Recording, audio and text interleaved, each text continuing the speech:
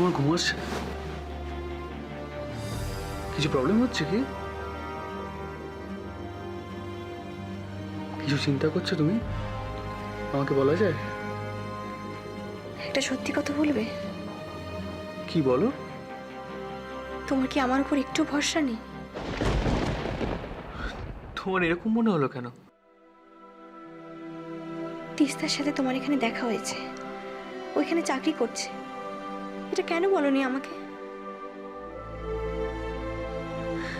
বললে তো ব্যাপারটা আমার কাছে অনেক। আমি আমাদের ট্রিপটা খারাপ করতে চাইনি।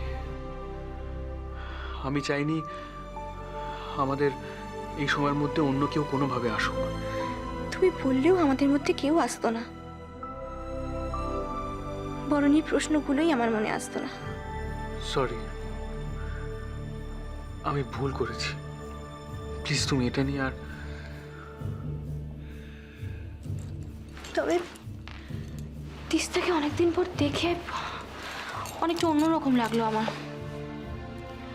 আগের তিস্তার মধ্যে একটা জেদ ছিল, অহংকার ছিল, কিন্তু এই তিস্তা আগের তিস্তার থেকে অনেক আলাদা। হ্যাঁ, সেটা অবশ্য আমারও মনে হয়েছে, কিন্তু আমি ওকে নিয়ে আর কোনো রিস্ক নিতে চাই না। ও বদলে গেছে, ভালো হয়েছে, ও নিজের মতো করে ভালো থাকুক, আমি ওকে নিয়ে ভাবতে চাই না।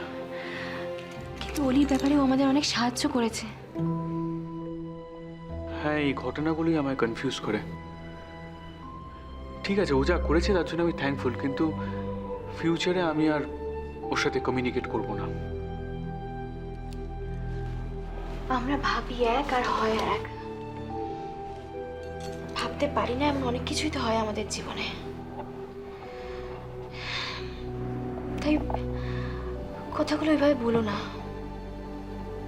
কথা কতটা রাখতে পারা যাবে সেটা তো জানি না। এনিওয়ে, সব মিটে গেছে। এখন ঘুমিয়ে পড়ো, কালকে সকালবেলা আবার কলকাতার জন্য রওনা দিতে হবে। সেই পাশ ফেরা, এপাশ ফেরা সব।